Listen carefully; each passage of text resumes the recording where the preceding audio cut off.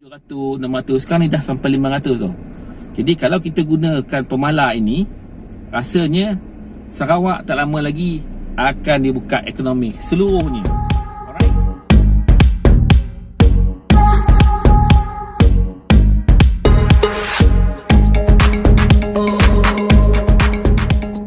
Assalamualaikum warahmatullahi wabarakatuh. Apa khabar anda semua? Jadi hari ni saya nak cakap sikit lah berkenaan dengan PKP lanjutan ni.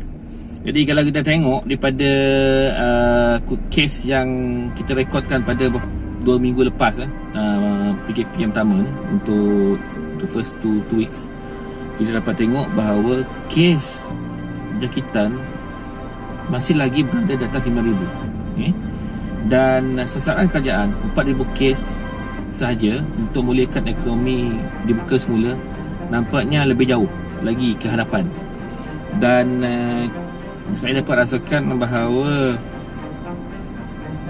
PKP lanjutan ni mungkin tidak berakhir pada 12 Julai dan mungkin juga tidak berakhir pada 28 Julai. Okey. Ini kerana apabila kita mencapai kes jangkitan sebanyak 5,000 lebih ke atas, okey, SOP sedia ada masih macam tu juga. Tak ada tindakan-tindakan proaktif ataupun tindakan-tindakan yang menyemak semula SOP itu supaya satu keadaan yang lebih ketat berlaku, okay, untuk memulihkan sasaran tercapai. Okay? Dan kalau kita tengok PKP ini dibuat secara tidak adil, okay? Secara tidak adil. Pertamanya kerana kalau kita tengok dan tengok semalam, kalau kita tengok semalam punya kes kan, untuk rekod semalam 27 bulan 6 2021, sebahagian besar daripada kes baharu, okay, dicatatkan di Selangor, okay, di Selangor, Kuala Lumpur, okay, Negeri Sembilan dan Sarawak. Okay, kita tak bahas cerita pasal Sarawak, tak bahas cerita pasal Negeri Sembilan, kita cerita pasal Selangor dan Kuala Lumpur sahaja menyumbang separuh daripada jumlah kes jangkitan. Maksudnya, okey, maksudnya negara lain ataupun negeri lain dalam Malaysia ni sekarang ni menanggung beban Selangor dan Kuala Lumpur. Ada ke tak? Tak ada kan? Okey. Jadi sekarang ni polis semalam kosong, tapi PKP juga sekarang, kan? Jadi kerajaan sepatutnya tidak menggunakan jumlah keseluruhan kes sebagai asas untuk melanjutkan PKP untuk setiap negeri. Sepatutnya kerajaan menggunakan jumlah kes jangkitan di setiap negeri sebagai asas untuk membuka ekonomi semula di setiap negeri. Betul kan?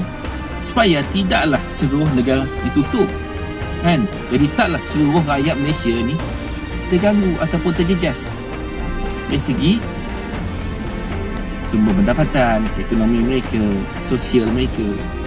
Dan kita dapat tengok ramai orang telah pun pergi ke Underground 7, kan? Underground 7 feet, kan? Dah ramai, kan? Bunuh diri, tertekan, stres, kan? Dan ada yang depression, kan? Sebab tak dapat pendapatan dan terpaksa menanggung hutang kiri kanan yang perlu dibayar daripada pendapatan yang mereka peroleh selama ini. Dan sekarang ni PKP menyebabkan mereka jadi begitu, kan? Kita harapkan mereka dapat bebas daripada COVID. Sekarang ni mereka kena depression, okay, disebabkan oleh tindakan-tindakan yang tidak menjurus kepada pembukaan semula ekonomi.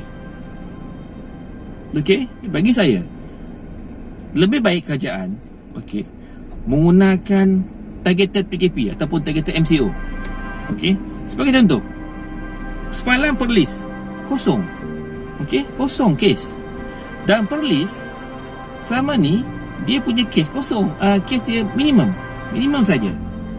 Okey, minimum saja. Dan sepatutnya Perlis dibenarkan dibuka ekonomi untuk kawasan Perlis saja, negeri Perlis itu saja. Okey. Dan kalau you tengok lagi macam Putrajaya 4 kes, you tengok Kedah 129 kes. Rendah kan, kecil kan. Patutnya Kedah boleh dibuka ekonominya. Selangor dan Kuala Lumpur jangan buka dulu. You buatlah PKP kat situ. Ataupun you buat PKPD kat situ, untuk negeri tersebut. Kan? Itu lebih baik daripada you buat PKPD untuk satu kawasan kecil. Kan? Jadi macam mana caranya untuk kita menentukan, okey, saya nak bagi cadangan pada kerajaan ni, bagaimana caranya untuk kerajaan menentukan sama ada sesebuah negeri ini, okey, boleh digunakan ekonomi yang dibuka semula atau tidak. Okey, untuk mendapatkan justifikasi tersebut, maka kerajaan perlu ada apa yang dipanggil sebagai pemalar ataupun constant, satu tahap yang membenarkan, tahap maksimum yang membenarkan, okey, yang membenarkan negeri tersebut dibuka semula dari segi ekonomi. Okey, ekonomi negeri tersebut dibuka semula. Okey, jadi caranya mudah saja. Okay, mudah saja sebenarnya. Kita kena gunakan mathematical punya equations. Okey, mathematical equations, persamaan matematik saja, simple saja. Okey, katakan kerajaan nak capai 4,000. Okey, 4,000 kes secara konsisten. Okey, untuk membolehkan ekonomi Malaysia dibuka semula. Okey, dan rakyat Malaysia ada 32 juta, kan? Okey, jadi 4,000 kes ni you bagi dengan 32 juta tu, you akan dapat satu nilai. Okey, nilai itu you darab dengan 365 hari, you akan dapat satu pemalar dipanggil pemalar pandemik, kita panggil. Okey, bersamaan dengan 4.5625. Okay. Ini adalah pemalar yang akan you gunakan untuk you menentukan sama ada sesebuah negeri tersebut, okey, wajar atau tidak wajar untuk ekonominya dibuka semula. Itu lebih baik daripada you tengok seluruh negara ni dan ada negeri yang telah pun mencapai di bawah pemalar tersebut tapi masih PKP. Itu tidak adil. Okey, itu tidak adil. Okey, saya ambil contoh. Okey, sekarang ni you ambil Selangor kes dia sekarang berapa? Okey, 2,212 semalam. Okey, kalau you gunakan pemalar ni, gunakan population di Selangor, maksudnya Selangor, okey, Selangor sekarang ni masih lagi berada dalam PKP. Cuba kira. Kan? Okey. Tapi kalau you gunakan pemalar yang sama untuk Perlis, untuk Kedah, untuk Kelantan, mereka dah bebas PKP. Cuba tengok. Betul?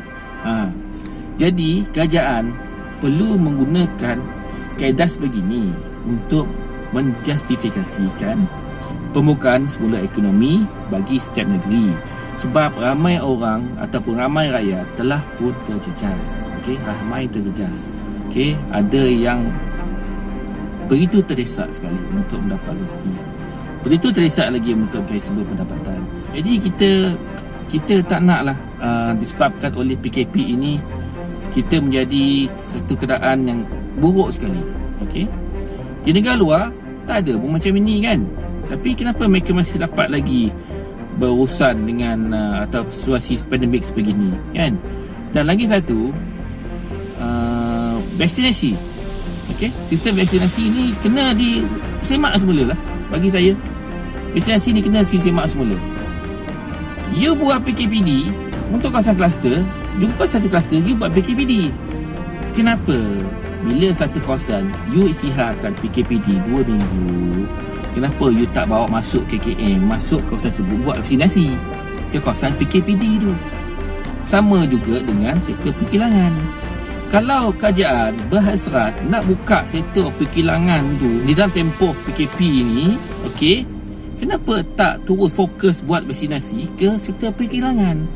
Dan kos untuk buat, okey, untuk kos untuk buat vaksinasi untuk pekerja di kilang tersebut sebahagiannya ditanggung oleh majikan ataupun milik kilang, kan? Jadi pada masa yang sama, KKM dapat juga fokus kepada program masing-masing yang sedia ada masa ini, okey, supaya apabila PKPD itu telah pun ditamatkan, orang atau penduduk di kawasan tersebut telah pun divaksinasi 2 kali, kan? Okey, bila you laksanakan PKPD tu 2 minggu, pada hari pertama tu 2-3 hari lepas tu you bagikan dos yang pertama kepada penduduk kawasan, dan di penghujung 2 minggu tu ni dos yang kedua. Selesai. Jadi you tamatkan kluster tersebut dengan keadaan mereka telah pun divaksinasi. Kan lebih elok, kan? Kenapa tak buat? Sekarang ni kerajaan teruk kena malu rakyat. Teruk kan kena malu rakyat. Sebab apa?